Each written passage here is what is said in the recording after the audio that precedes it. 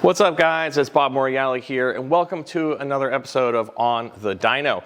Today, I'm really excited to be talking about how to choose the right mods for your car so you can find that sweet spot that makes you love it and not eventually hate it.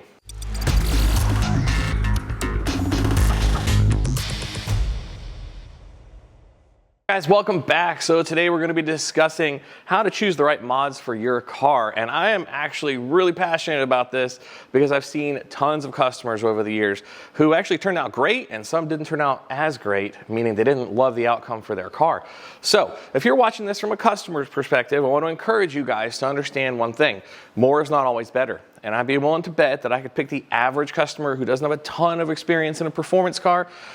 They don't know they don't need 800 at the wheels or 1,000 at the wheels. They're just watching that on the internet and seeing the big guys running like crazy. So they go to their favorite shop, they go, man, I need 800 at the wheels or 1,000 at the wheels.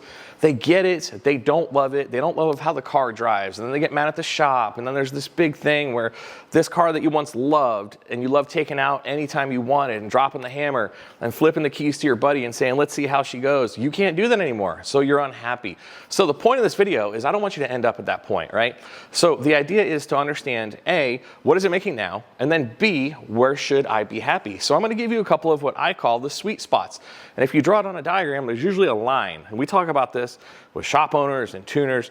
Inside the industry, we all know this. And the secret is we all know that if the customer comes up to me and says, I want to make 1,000 horsepower at the wheels with my Scat Pack 6.4 Charger or Challenger, we're not going to love doing that for you.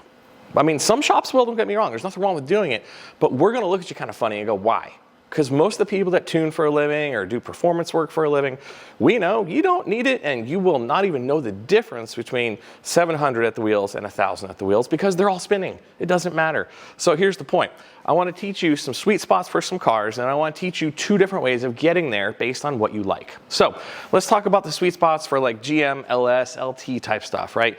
Most of the time, those cars will make somewhere around 400 to 600 at the wheels, either stock or with some modifications. And that tends to be the zone, maybe 650. And I'm talking about your LT cars, your C8s with superchargers and all that stuff. Kind of in that zone is the sweet spot. And you're like, oh man, that's not a lot of power. But I promise if you drive a car like that on the street, it's gonna be more than enough power. And let's talk about how you get there. It doesn't matter if it's GMLS or Hemi or Mustangs or whatever. So the thing is, you're gonna get there one of two ways. First way, and the timing of shooting this is actually really good because this literally just got dropped off by FedEx. This is a box of goodies. We ordered it from Texas Speed, and this is our cam kit for our 2004 GTO. This car currently makes 3 1/4 at the wheels. It's pretty much stock.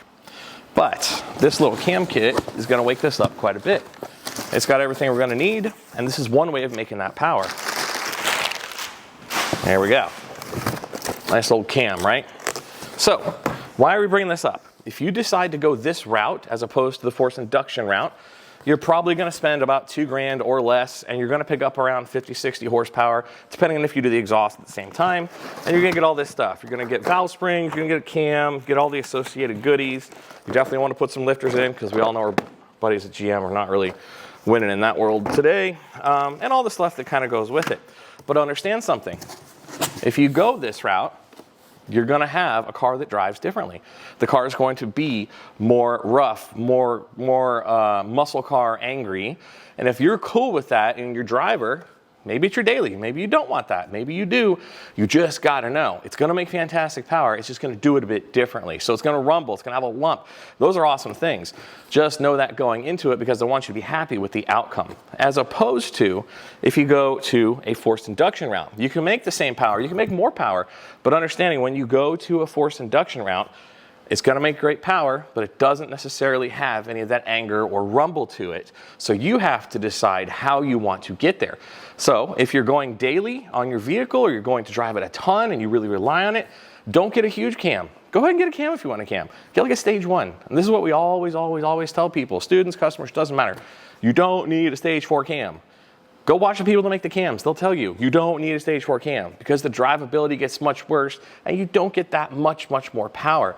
So if you really want to do it, get yourself a cam, get a small cam. Stage 1, stage 2, have a good day.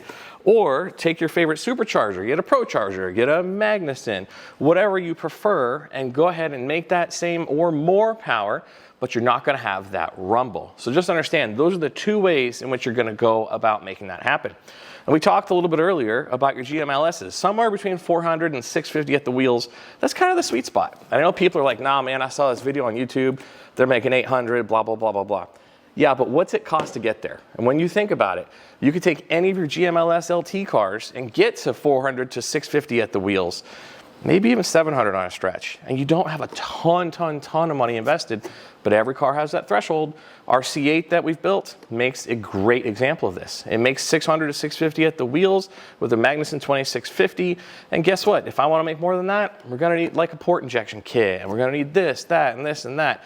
And now instead of spending a reasonable amount of money to make great power, which is all of these parts, you're now spending double or triple, and you're not making quite that much more, or you're making excessively amounts more, and the car doesn't drive as well as you would like it to drive.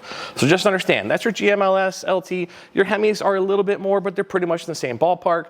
And I'm going to land this plane and end this video on a sour note for your GMLS LT and Hemi guys, because we just finished a round of testing. And the truth is, the Coyote guys have it better, because those things love boost. So you could throw a Whipple or a Magnuson on your favorite Coyote and run like 12 pounds of boost straight out of the gate with some pump gas. Those things will put 700 at the wheels all day long. So just a fair warning to all my friends with one camshaft as opposed to my buddies with 4. So thanks for watching. I hope you had a great time. And as always, stay tuned.